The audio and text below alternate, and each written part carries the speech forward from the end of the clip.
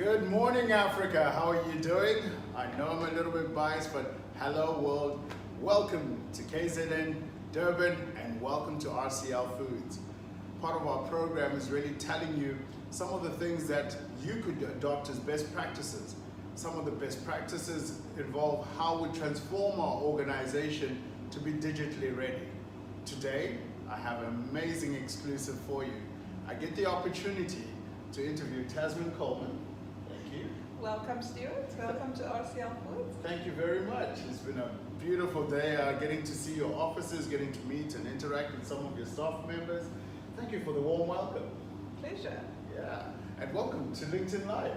Thank you, Stuart. All right, super. We've been counting down to this day, and I must say we're all very excited to host you. I know we've been talking about it from the last Talent Awards, and this day's finally come. It's finally come. It's finally come.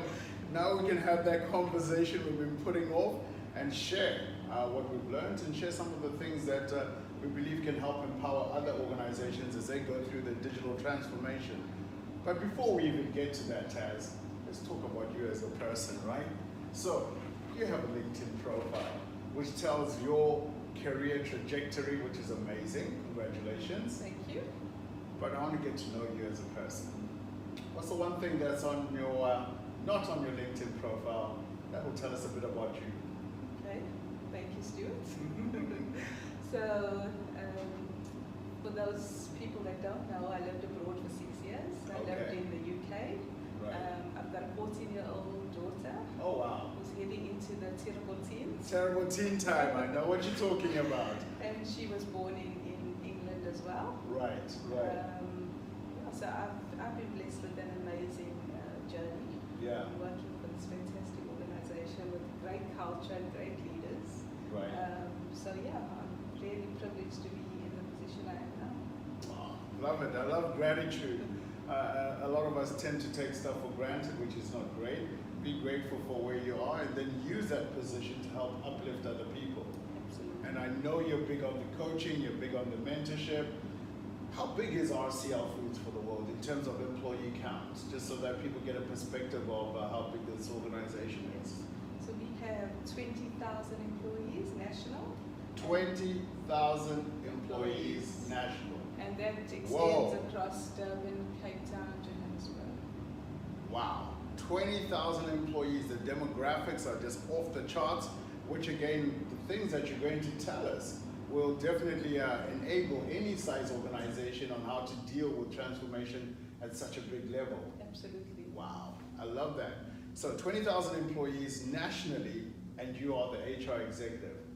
How did your career get to this point? I got people on the stream asking me, how do they become Tasmin? So Stuart, for people that know me, my passion is in people. So for me, when I think about legacy and who I am, my reward is being able to touch every single life and contribute to people's growth. And my journey, in terms of my trajectory, I've been privileged to be in roles that play to my strengths. Right. So I spent the first 6 years at RCL Foods in the role of head of talent acquisition. Right, which like I loved. bringing the talent into the organization, Yes. yeah? And that was my passion, and I was able to succeed in that role and make a fundamental shift in the talent acquisition strategy. Right. I think what I've learned from that, sometimes we stay in our comfort zone and we sometimes fear from taking the leap into the unknown. Right. So a year ago I moved into this HR exec role, and I'm really enjoying it. I enjoy the sheer diversity of what I'm exposed to. I'm really immersed as part of the business. Yeah. And also I find that my solid foundation in talent allows me to unlock value in a different way. Yes, yes. That foundation in talent acquisition, bringing in the best people, ensuring that they're in the right jobs at the right time, and again, ensuring that they have the right skills that will help the organization. That's helped you now in the Yes. current capacity that you have. Absolutely. Wow. When you were in talent acquisition, if I was just to take that back again, in terms of identifying talent that comes into an organization, what were some of the things you were measuring? Is it the resume? Is it the culture, the dynamic fit of the person? What were you looking out for? So we were fortunate to embark on this LinkedIn journey, and the business has grown over the last few years. I mean, when I joined, it was Rainbow Chicken. Yeah. We then acquired many businesses in South Africa, and we're a huge FMCG organization today. Right. For me, looking, as you know, being a great recruiter, you're a professional stalker. Yeah, professional stalker. You know how to find talent, and, Yes. and for me, it's about finding a fit, Yeah. an alignment between values as an organization and the individual, and then it's also about strategic alignments. So making sure that that person will actually live the values and is passionate about our brand, and it's also about attitude. You know, they say attitude determines your altitude. I'm a firm believer of that. Right. So right. through that whole fit process is really getting to know the real person and seeing whether there's a good alignment between the individual and our business. So testing out those softer skills, not just heavily relying on the technical competencies and the skills that they do bring. So trying to test if you have the right DNA for this type of an organization. So did you measure things like, you know, people's volunteer experiences and that sort of stuff, social impact? Absolutely. We, you know, great talent lives on LinkedIn, and we know that talent want to work with socially engaged leaders. That's right. So we look at the presence in the Facebook environment, in the LinkedIn environment. Important, we look at leadership, and we really get to know the individuals in terms of whether they fit more into specialist roles or whether they enjoy playing more of a leadership team in terms of leading teams. Right. So that is also a fundamental factor in the whole talent acquisition process. Okay, yeah, because as an organization, I know you do a lot of CSI work, including providing meals for those who are less fortunate. I think, what was the last number of meals that you guys provided, top of your head? 50,000. Wow, 50,000 meals that you're providing. So we have a huge CSI agenda, and we have a Do More Foundation that really focuses on working in the communities, uplifting youth, sponsoring bursaries, really going out and adding value to people out there in terms of the South African economy. Well, I like that. I'm getting comments on the stream that we need to speak up. Some of you cannot hear us. Sorry about that. Okay. We will speak up. But Taz touched on something that a lot of young people seem to be grappling with, is knowing how to manage your digital profile and at the same time having a consistent profile across the multiple platforms. So you talked about when you're bringing people into the business, you do searches for them, not just on LinkedIn, but you also see their social presence on other platforms. How important is that? It's fundamental, Stuart. I mean, what we really want to see, who's the real you outside of work. In the professional environment tells us a lot about your leadership style, what sort of content are you into, whether you're a thought leader. In the Facebook space tells us a little bit about your personal life and your values and your family. And part of the culture at RCL Foods is about seeing and doing things differently. And it's also about authentic leadership. So authentic leadership to us is driving people to bring their authentic selves to the organization. So the same person you show up at home to your family is the person you show up at work. I love that. And of course, there's times where you do have to bring in skills into the organization. And I'm talking here about a leadership perspective. What do you look out for when it comes to bringing leadership into the organization? Sure, it's across the supply chain, Stuart. So it's from logistics, supply chain, IT, engineering, finance. Those are some of the key skills that you're looking to bring in right now? Yes. So you've got jobs? Absolutely. You're hiring? Yes, we are. Well, you heard it first here, folks. You're often asking about what opportunities exist. I have an opportunity today to talk to Tasmin, who is the HR executive for RCL Foods, and she just rattled off some of the opportunities that are currently available on their LinkedIn page, right? Yes. So there's jobs in which specific sectors? So we're recruiting for logistics managers Logistics based in Johannesburg, commercial manager. Commercial management role. Also technical manager based in Pretoria. Technical, and again, these are national roles because you're spread across the entire nation. And in the front end of the business, we're also recruiting for regional trade manager, and that's more in the sales. So there are jobs, there are opportunities, they're on LinkedIn, go ahead and apply. Let's turn the conversation to digital transformation. And I want to start with you. you have such a prolific following on LinkedIn. And I think what drives it is the way you're always educating, always sharing, always empowering. What other tricks do you go with to create that digital persona that is so viral, that is so contagious on LinkedIn? Well, leading the talent agenda in the business, you need to lead by example. So whatever opportunity I find in the business where we can showcase our employer value proposition, leading as a brand ambassador, the best way to showcase culture is inside out. Okay. So really when you can start to amplify the employer brand through real authentic stories, I take those opportunities to share. You definitely do. I think recently you told a really great story about the women that work at RCL Foods. South Africa is celebrating, of course, Women's Month, and you brought that to light. What touched you with some of those stories? What do you recall that really stuck out for you? So Stuart, that was an incredible event.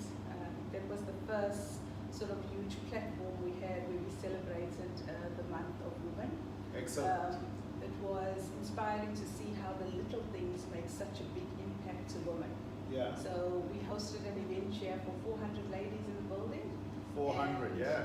We had a great lineup. We started off with the guest speaker talking about the power of you and the power of being a woman. Right. We then moved on to change gears and we had my ladies here talking about fashion. Okay. What are those key items a woman needs in a wardrobe? Right, and then we had a fun 15-minute session around time to play. Yeah. So as women, we all feel guilty trying to navigate the world of corporate. What tips can we give to you around how you balance that better? Okay, I love that. Got to bring in a bit of funness to it because the first 8 hours of our lives as professionals are spent in the workplace. Yes. It should be a place where you come and you find joy. Absolutely. So it was an incredible event. I think the women felt special, they felt valued. Right. So we definitely have plans to keep hosting that here and here. And of course, you told that story digitally. Yes. Now, you told it digitally to empower, to educate, and to share, but it's also a great way to bring talent into the business. Yes. Now, when we talk about digital transformation, how important is it for our employees, our leaders, to be helping to draw talent in? Is it just the job of HR to bring talent in? No, it's critical to when you think about what we've been trying to drive in the organization is this culture of recruiting. We all brand ambassadors in our own Everybody is in recruitment. Yes. And the way you go about filling a vacancy is about a true value of partnership between you and the line manager. So I think in the past and in the traditional recruitment days, it was about HR's job. You go, here's the requisition, go ahead and recruit for it. Right. Now it's about, come, let's work together. Right. If we're talking to a line manager, for example, about a commercial manager role, he's likely to have more first commercial connections than me. Okay. So you go away, you do your homework, see who you've got in your network, and when we come together to talk about the shortlist, let's talk about this partnership and how we can pull this role together. I'm not leaving that job to HR. I'm not exclusively saying, you do it. We're doing this together. Yes.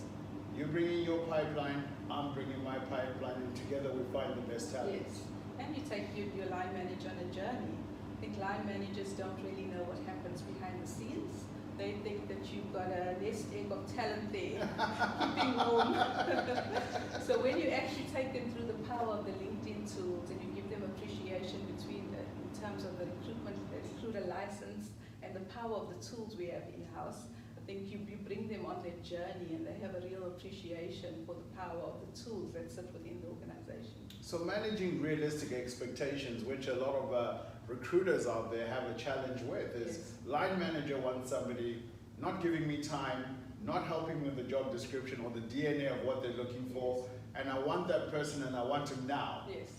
So you've got to take them through that journey, manage expectations, show them how big that talent pool is, and then together you come up with what's practical and realistic. Yes. And the powerful part of it is given the war on talent and the supply and demand of talent, line managers don't have access to that information.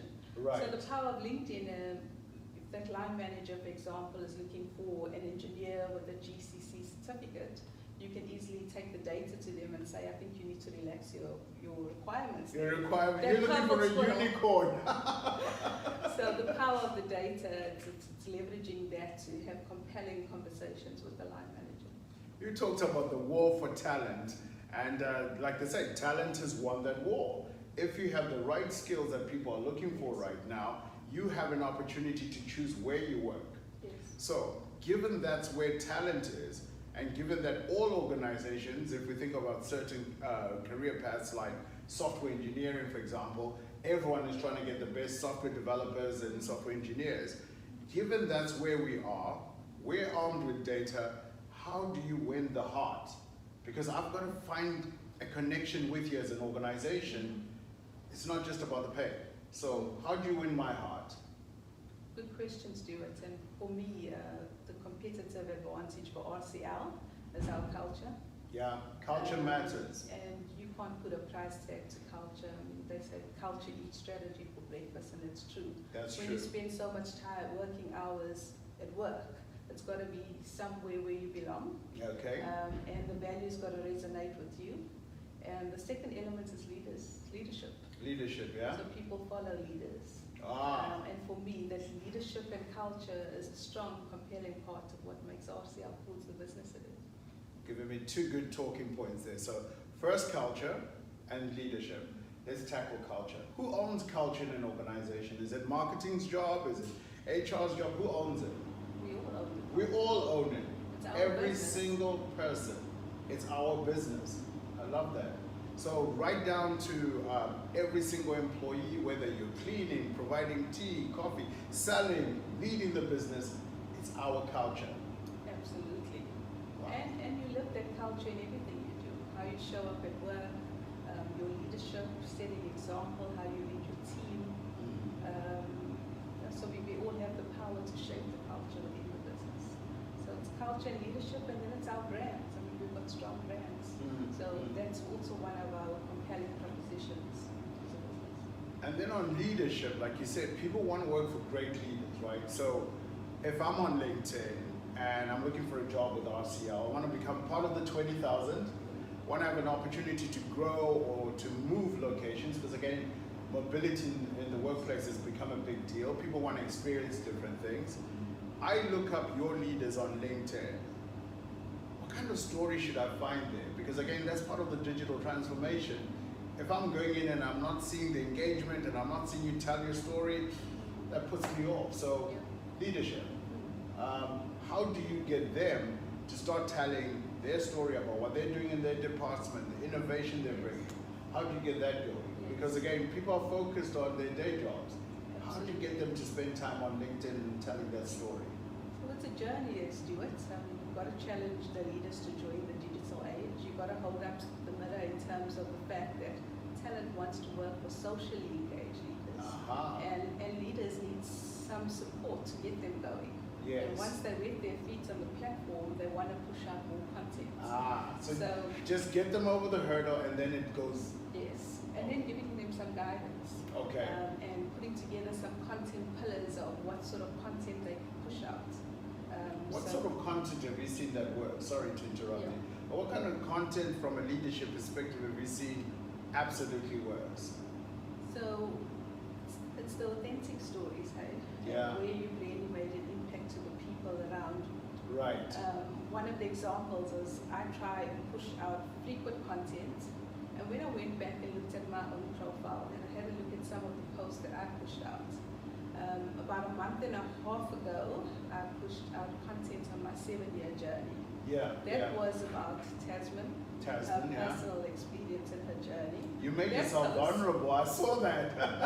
So that post actually did the best out of all my posts. Oh, wow. Because I was not talking about a business agenda. What I was really talking about is what it's like to work at RCL Foods and my personal journey. And your personal journey. So those ones really resonate the best. Okay, so the authentic stories are the ones that engage. Yes. And the beauty about that is that they become a part of your personality, they become a part of your digital profile, and that's what talent is looking for. Yes. The human being. How do we also tell people the story of the work environment, what it's like to be here?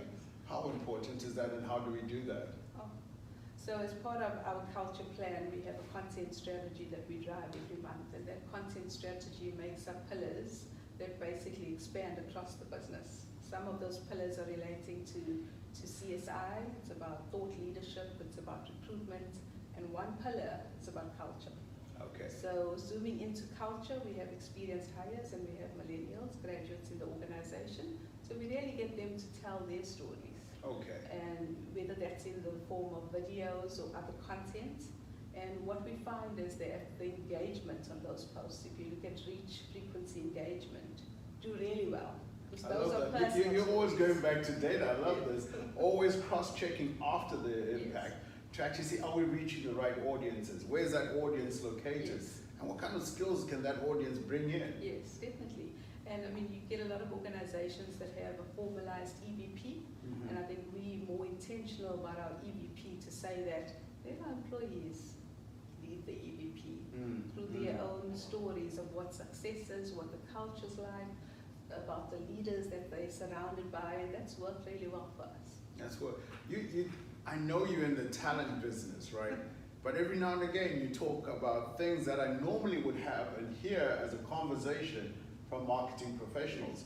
You talk, for example, about content strategies. How important is it for marketing and HR to work together? Because I think that's probably one of the gems of the whole digital transformation story. That's imperative. And when we started our journey, I think we started it thinking of it from a talent acquisition lens. Right. But when you're thinking about LinkedIn and the proposition, it really needs to be about corporate brand, consumer brand, and where marketing meets HR and talent is really a powerful combination. Think of yourself, you're trying to recruit, think of yourself as a brand manager who's trying to position their brand. Yes. It's really the same principles there. Okay. So part of our content strategy is also about the consumer brand and marketing. Okay. And I think we're starting to see the momentum in terms of the success of the content strategy now that we've got an integration between the pillars. Right, so you're on one side you're a consumer of our product, which makes you a client. Yes. But as well as that, you are a potential candidate to bring into our business. Yes. I love that. And on LinkedIn, I guess people have this opportunity to follow organizations, etc. I look at that as a clear message around, I want to work for you, I'm interested in being a part of you. Do you read it that way? Yes. Yeah? So if you're following a company, you're curious, and that company is probably on your shortlist in terms of great place to work or one of your employees of choice that you want to follow. And it's our opportunities also to convert those passive candidates into hires. So we also look at our follower base and we break it down to look at what sort of organizations are following us. Right. And yeah, that gives us a good sense of the demographics there. Perfect. So just having a look here at some of the feeds that are coming through. People are saying you're an inspirational leader, which is amazing. High five for that, Taz. Pure testament about the fact that you're inspiring people and that people are learning a lot about you, which is fabulous. Thank you very much, guys. If you're on the stream, we have a once-in-a-lifetime opportunity to ask questions to an HR executive who oversees over 20,000 employees nationally. It's a big challenge, it's a big portfolio to manage, but from it, there's obviously things that she's learned which can help you. So if you're on the stream and you have specific questions you want to ask Tasmin, please put them in and I'll definitely share those questions for you. We're talking digital transformation, how you get an organization ready to become digital. How you get an organization ready for platforms like LinkedIn. How you do that from an employee perspective, from a candidate external perspective, and lastly from a leadership perspective. So let me see, what questions are we getting here? Okay, Taz, people want to know what are the soft skills of the future as far as you're concerned? So emotional intelligence. Emotional intelligence, one. And that's really a critical one. Yeah. And if you look at the world of work and how it's transforming, right. So that would be top of my list for sure. Yeah, emotional intelligence. situational intelligence, being aware of the things we say, being intentional about it, right? And also I believe the ability to listen. I think this is one of the human soft skills that we're losing, is that we're all eager to get our word in. Yes. And I just find that listening as a skill, if you're intentional about it, you'll gain so much more than just imparting what you have to say. Absolutely, and when we think about it in the context of the fourth industrial revolution, yes, you think about it, you've got the world of AI and chatbots. That's going to take over all the transactional part of how we work. right. What are those skills that machines can't replace? Yeah. What is that human element, the leadership, Yes. emotional maturity, that authenticity, and as you say, empathy are the skills that machines can't replace. That can't. So for me, those are the top skills. So as an individual, it's best practice for me to start developing those key skills, not just from everyday engagement time, but to intentionally actually study those things. Yes. Wow. So you're a great user of LinkedIn Learning. Yes. And soft skills are some of the things that we have there in terms of how you present yourself, how you demonstrate empathy and leadership from that perspective. What would you say to people around the LinkedIn Learning side and how that's helped you prepare for this role that you're in? So we've embarked on the LinkedIn Learning. We kicked off with our pilot in March, and it's been incredible. Yeah. I think if we look at the appetite from the business in terms of learning differently on the demand learning, Right. the content has been exceptional. What's great is moving from a classroom learning to an online learning, which means that you can learn 30 minutes a day, an hour, on the go. That's it. I've enjoyed the sheer diversity of the courses on LinkedIn. Right. For me, that's an HR executive supporting marketing and sales. I have the freedom to go into their world and start exploring marketing courses, leadership, project management. So we've had a very successful pilot on LinkedIn. Okay. And I think the engagement and the appetite from the business has been phenomenal. Excellent. So continuous growth as an individual is so critical. You talked about the fourth industrial revolution that's coming up and how technology will do certain roles. There's also a chance for us to bridge our skills to start taking up the new opportunities. Yes. So if I have financial skills, how do I grow to be a data scientist? Are those the sort of journeys your people are embarking on? Yes. The journey we're embarking on is we're driving diversity in terms of, don't be rigid in terms of your career path. Don't dig deep. And we encourage graduates that come into the business to get a breadth of experience. That's right. So in the past, you would get a finance graduate that comes in and the destination is set out for you to be a finance manager. Yeah. And we actually say no. Rotate through supply chain, commercial, get a breadth of experience. Oh. If you look at most CEOs and MDs today, and you look at their trajectory, most of them have worked across the supply chain. So we're very much driving cross-functional opportunities for our employees across the business. I like that because there's a lot of young people on the street. As they think about their careers, it's not to be shoehorned into one career. If you're looking to rise up to leadership, I guess the approach is like hotel school. One day you're working within the rooms, one day you're working at food and beverages. You keep rotating. That makes you actually a stronger person. Absolutely. Is that how your graduate program is shaped out here? So it's rotational? It's rotational. So it's a 5-year program. So you come in and then A 5-year program. Yes. Wow, that's quite a big investment. I think the norm that we've seen across Africa is between 1 year and 2 years. Yes. Yours is a 5-year program. Why 5 years? So it's a very intentional leadership development program. So we go out to the universities and we find the best graduates we can. And we're really looking at those graduates to be the future leaders of RCL. So through the process, we look at leadership, we look at whether they have the legs to move into management roles in accordance with the program, and then we give them rotations very intentionally to develop those skills to get them ready to take the leap into management roles in the 5-year period. Wow, I love that. And then from a mentorship perspective, of course, they're aligned to business leaders here. Yes. And then is there any reverse mentorship that happens? Good question, Stuart. That's definitely conversations that we're having at the moment. I mean, if you look at the way the world of work is evolving, That's right. The millennials can basically teach our leadership. I mean, the leadership was setting the strategy, but you've got the millennials that have the best ideas of how to enable that strategy Yes. through innovative digital practices. Yeah. So that is definitely up in terms of discussions. That almost goes back to your thing about culture, that we all own it. And now you're saying from a strategy execution perspective, our leaders are coming up with the strategies, and then at the same time our younger employees, our graduates, our interns, etc., that are coming into the business, they're coming in with how to do, how we execute on it. Because they're close to, they've just come from being consumers. Yes. Oh, wow. So that's a powerful combination. That's a powerful combination. And again, when we think about our leadership in terms of how they've grown and how they've gone into their journeys, what have you found to be the sticky point that helps us bring in that talent? From an attraction perspective? Yeah.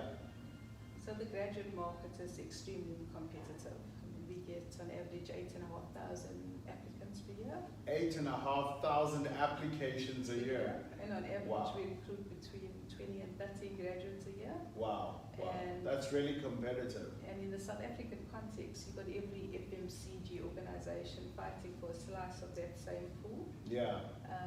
So we find that graduates, what resonates with them is the work we do in the CSI space. Right. It's about the leadership and the culture. So that content strategy where you're constantly pushing out authentic stories about what the culture's like, the leaders, your journey, those are really the draw cards for millennials. So with the millennials, right, a lot of them again are on social platforms that they're utilizing, etc. And they kind of feel like, okay, I don't have the work experience yet, I won't get onto LinkedIn. How important is LinkedIn in terms of, like you said, 8,500 applications are coming in. You're looking to hire 30 of the very best. Yeah. How important is it for them to have profiles, and profiles that start telling their aspirations, their journey, and what they're keen on getting into? Very important. But So you do look at their profiles? Yes. So we look at their profiles because what we find is even the supply versus demand of talent in the graduate space is very competitive. So trying to recruit engineers every year into the program becomes a challenge. Okay. And whilst we go to career fairs, that's one of the sources of how we attract graduates and recruit them. Okay. And we maximize the LinkedIn tools around sourcing, automatically sourcing strategically through the licenses to approach graduate for roles. And if they apply, we definitely look at their LinkedIn profiles. But what we try and do is also around the candidate experience journey, we embed sort of rock your profile as part of the whole. I love that. You heard it. You help them rock their profiles. I love that. So it's an integrated approach to say, what do we want new employees to do? We want them to be our brand ambassadors. We want them to lead on the platform, and we want them as part of their onboarding process. We want to support them with setting up their LinkedIn profiles. So we want to move you from being a candidate to being an employee to becoming a brand ambassador ultimately. Wow. That's quite a journey, and not a lot of organizations look at it that way. It's kind of, we want you as a candidate, we want to bring you in, and that's it. Absolutely. But you want to make them brand ambassadors. Yes. And you talked about this whole concept of rock your profile, which is really helping people start living the digital lifestyle, start sharing, empowering, and educating. Do you do that with your leaders as they go from being an individual contributor to being now a people leader? So we do. We partner with our leaders around giving them some advice on what makes a compelling LinkedIn profile. We share some LinkedIn data around socially engaged leaders, paint the context of how it's evolving, and then we also support them on what sort of content to curate, and we've also got a content writer in-house who also sometimes supports them in terms of packaging their content. Right. But around Rock Your Profile, we do it twofold. So integrated as part of the onboarding process. So our talent acquisition team will go into their onboarding and do a session on how to rock your profile, which employees really enjoy. They do enjoy it, yeah. From a leadership perspective, also just supporting them with getting their LinkedIn profiles more visible. And that's still a journey that we're on at the moment. I want you to squash a myth. I often talk to HR leaders, and it's almost a hesitation, and sometimes it's said plainly. If I get my employees to build out LinkedIn profiles, to start showing their skills, their experiences, their stories on LinkedIn, I will lose my employee, so I'm not going to do it. That's such a horrible myth. Please help me squash it. We've got an online audience here of potentially 630 million people. Yeah. As a fact, 20,000 people employer. Tell me, how? It's definitely a myth, Stuart. Yeah. In fact, the pros are endless. Yes. Because that person is living the brand. That's your brand ambassador.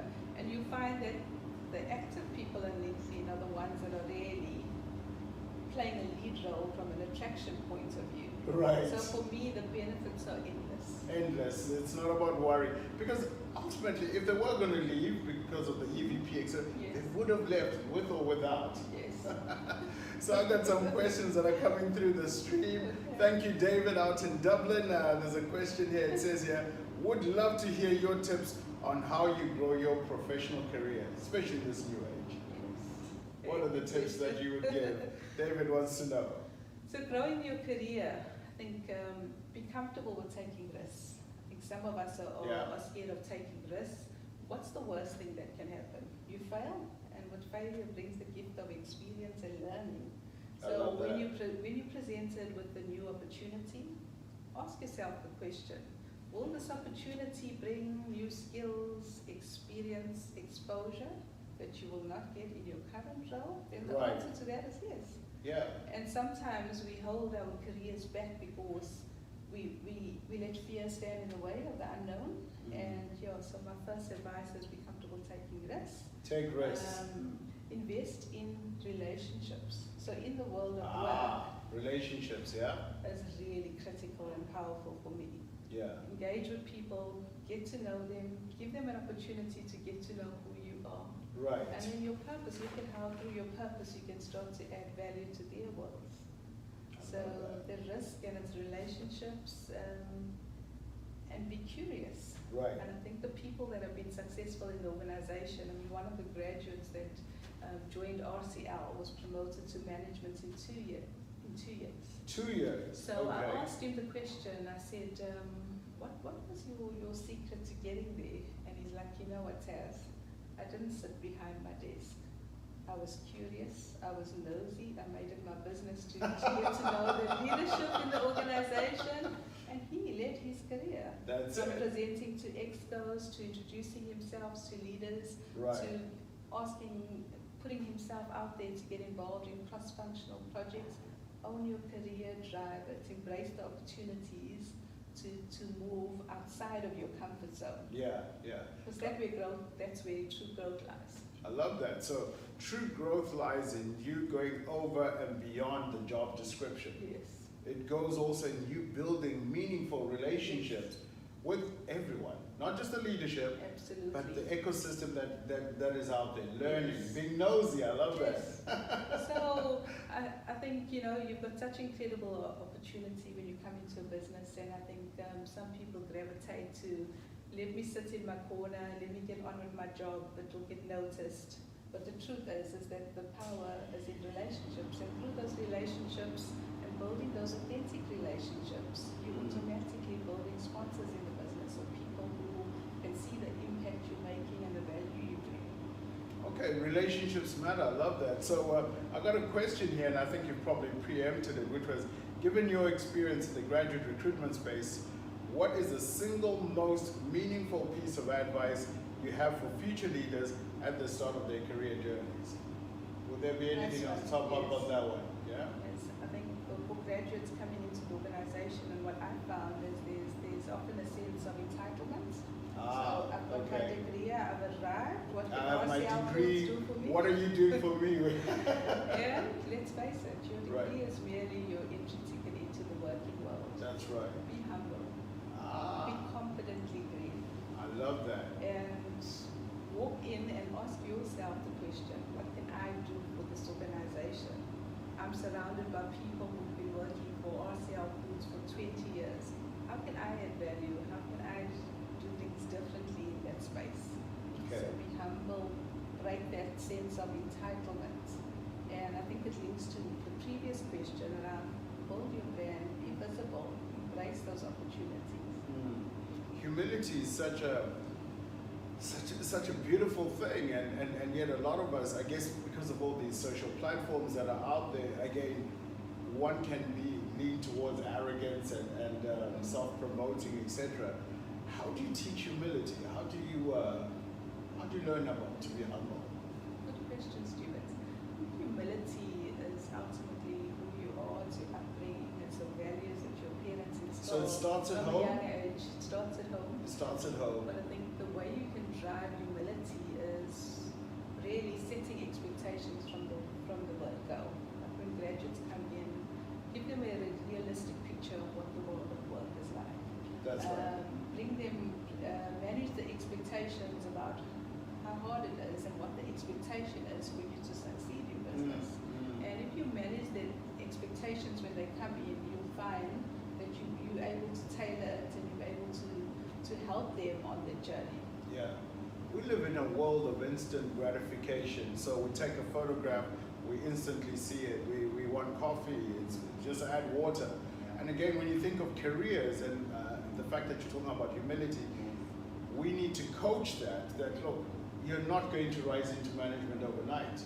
This is just not the way it is. So when you're painting out those career paths, etc., what sort of counseling are you providing that helps that talent understand that, look, there is a journey, there's several processes, and it will take time. But here's how we're going to keep you engaged. Yes. When they come in, I mean, we give them quite a good onboarding and we really give them the full exposure to RCL foods.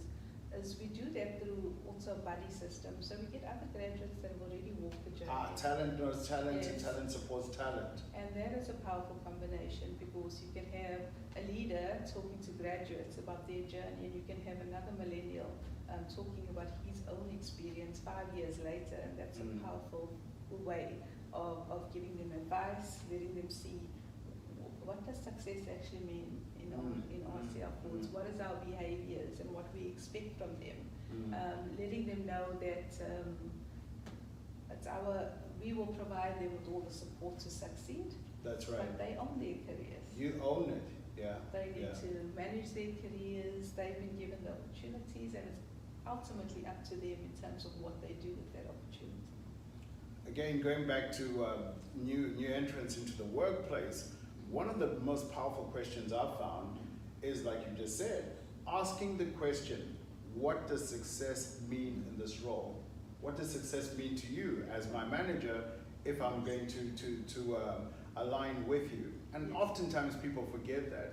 What are the other sort of things that individuals can take to own in terms of making sure that they're transparent and that they're aligned? What are some of the observations you've seen around making sure that my career is aligned to my managers, is aligned to the corporate goal, and that I'm going to succeed?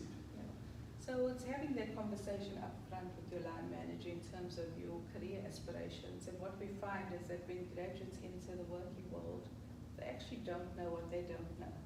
So they've studied supply chain, but they don't know where they want to go in business until they actually experience and get the right exposure. So when they come in, we get to know them and we give them the rotations so that they can gain that experience, and then we guide them on the journey.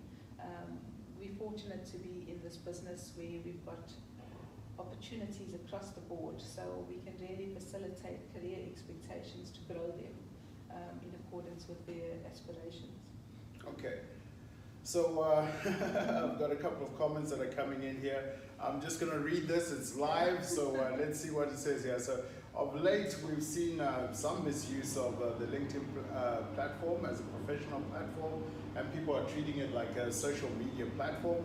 In view of the world where digital transformation is a necessity and not a luxury, how do we lead platform professionalism? How do we actively educate people on the platform about etiquette, professional etiquette? How do we do that? I think as a business, you have to set the tone about. Okay, so about business sets a tone, yeah. The usage of the different platforms, and LinkedIn is a professional network. Right. As much as we want to hear people's authentic stories, we want to push out thought leadership, culture, CSR, but we really need to set the tone that as a brand ambassador, you represent our organization. And part of this onboarding session is an opportunity where you actually onboard new people into the organization, about where LinkedIn fits into the business strategy is an opportunity to say, what do we use it for, and what's acceptable and what's not acceptable. So and then again, it does have a bit of self-governance, self-regulation in Yes. terms of if that content is not building you, if that content is not aligned to professionalism, you as an individual have the opportunity to disconnect from that person, to unfollow, Yes. and also just to self-govern each other in terms of, look, Yes. you might be tethering on other platforms. Absolutely. This is all very professional. I love it. So I'm getting comments, people are quoting some of the things you've said, and I think failure brings a gift of learning and experience. I think people have cottoned on to that. Just trying to see what other questions we've got. Thank you, folks. We've got quite a number of feeds coming through this. People are, of course, really inspired by what you're saying, so thank you very much for that. As I said, we have an opportunity in the next couple of minutes really for people to ask questions, what they would like to know about digital transformation in the workplace, how that impacts our employees and our leaders, and of course our external stakeholders. RCL has multiple brands that you're known for, which are gratefully all shown here in the background. How do you make it consistent if you've got so many brands that are for so many different types of consumers? How do you harmonize this messaging? So we've really got strong, real South African brands. And Yes. it's about us. Each brand has its own personality and it Oh, has its okay. own grassroots. So we do give the brands a life of their own. Yeah. So Okay. basically, it's just about keeping it real and making sure that we don't forget the legacy of those brands, and we position that in terms of how we promote brands in the market. Okay.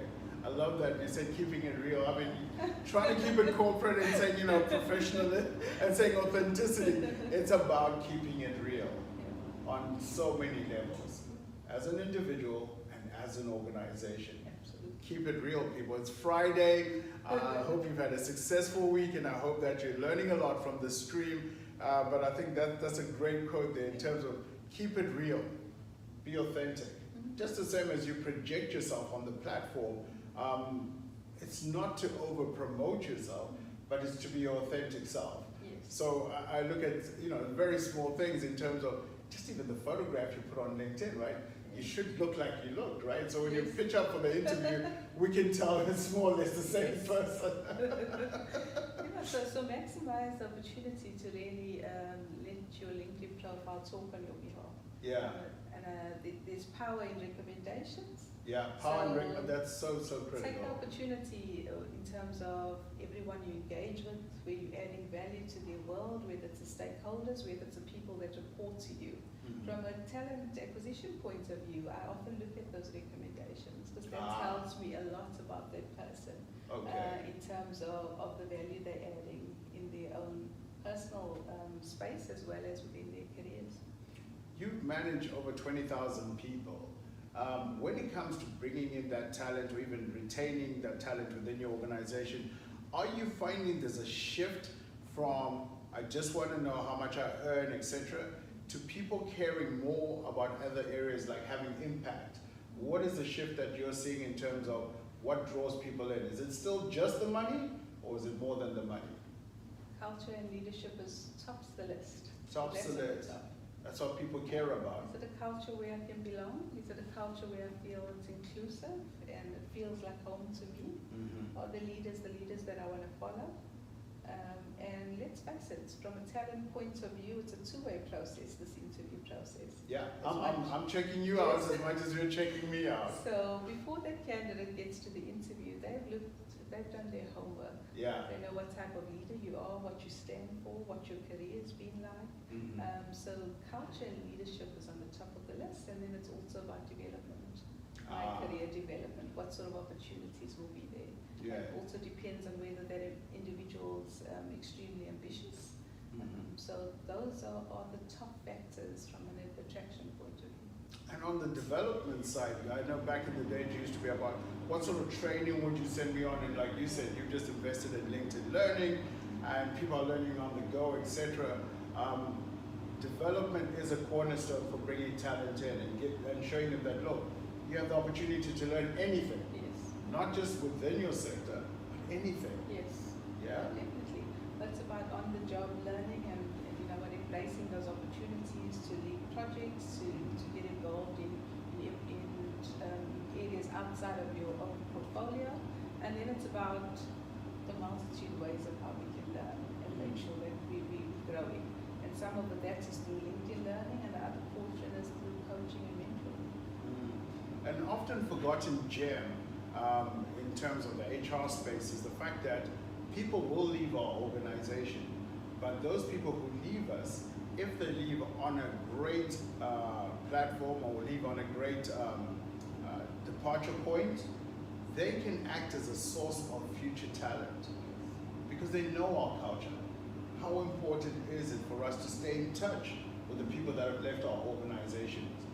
Absolutely. I mean, everyone, if you think about brand ambassador and you look at it from an internal lens and an external lens, our employees who leave to pursue other opportunities will take the brands and the legacies that they've had within the business. Our employees, as they amplify the brand externally, they are as well as internal. So it is important that, as we say, we all own the culture, and those people will go on to talk about the brand beyond being an employee.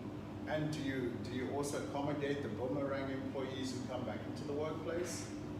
Yes, So where there is yeah. an opportunity, definitely. I mean, we have had employees that have left the organization that have come back. So where there is opportunities, yes. Definitely. Well, it's been an interesting discussion, learned a lot, but unfortunately we're out of time. Thank you very much for your online interaction. Taz, if you had to have an elevator conversation with someone who missed this, how would you summarize how people from an individual perspective start that digital transformation, and maybe as an organization, how you ready yourself for this digital transformation? Well, gearing up for this digital transformation, the conversations must be for business, not about talent acquisition. It must be a business imperative. Okay. So when you're thinking about the business case and why LinkedIn and the value it's going to bring, it's multiple. You look at talent, yes, forms a key fundamental part of that in terms of having access to LinkedIn. We know that great talent lives on LinkedIn. Right. So having that. Then it's about the consumer brand, it's about the employer brand, and then it's the data analytics that it brings. So it's making sure that your business case is there, and you really get buy-in from the leaders. So this is not about an HR LinkedIn journey, it's a business imperative. So that change management journey is critical, and making sure that the business is actually walking that journey with you as you roll it out. The second key fundamental factor is when you're going on this journey, do you have the right structure to win, and having that person that's really going to drive the LinkedIn agenda within the organization. We need a champion, yeah? Yes. And then for me, the most important success factor on this journey is the recruiters. I often speak to organizations and they will say, well, my ROI, it's quite not working out for me. Right. When you drill down to the actual detail, LinkedIn is a tool. What you put in is what you get out. Right. Your winning recipe is if you can find the best talent, your recruiters, it will unlock tremendous success in terms of your journey. I like that, yes. And earlier on you did mention that those recruiters, if they work a little bit closer with their marketing team, yes, you've got an amazing success story. Absolutely. And even recruiters, in terms of the Durban markets, it's a small pond. So trying to find those recruiters where you meet them, their eyes light up when you talk about their purple squirrel.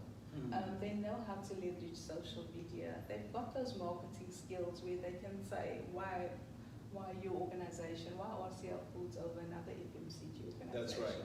So if you find those recruiters and you have the right tools, it'll unlock such tremendous success. But the winning recipe is the people.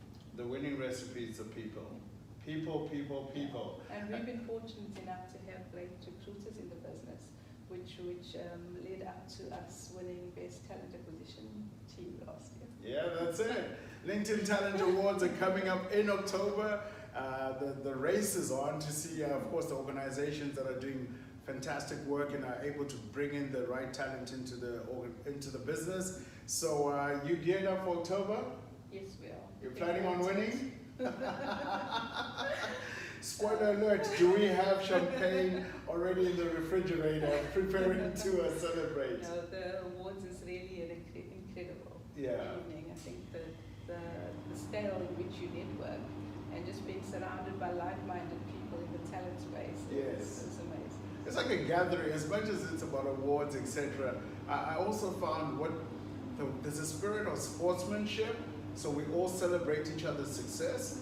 And then I also found that it's become like a family meeting. It's a get-together of all talent and all HR professionals in South Africa celebrating the best and also just catching up with each other. Yeah. Relationships matter, like you said. Absolutely, it's the ultimate networking event. And you're right, we all like a family because when we get the opportunity to be together in that sort of setting, it's really an opportunity to make the most of it. Well, it's the people that matter, it's the data that matters, it's also forming relationships with other stakeholders in the business, from recruitment to working with marketing again also working with leadership, and then the voice of the employee telling the authentic story. That's the recipe for success. Did I miss out anything else? No, you didn't. I did. We need you in that, right? So you're gonna have a Tasmin in your business that helps bring this all to life, because you're gonna have a strong sponsor right at the top, leading by example if you really want to succeed in this space. So we've had a ton of questions. Can't answer all of them on this live stream. Some of them we will answer after the stream. Taz, thank you, and thank you for this opportunity. Thank you, Stuart. Yeah, it's been a pleasure. Pleasure hosting you as well. Any final word in terms of Happy Friday for my people that have been watching? Yes, and enjoy the weekend. Yeah, be your authentic self and bring that energy back on Monday morning. All right, thank you, folks.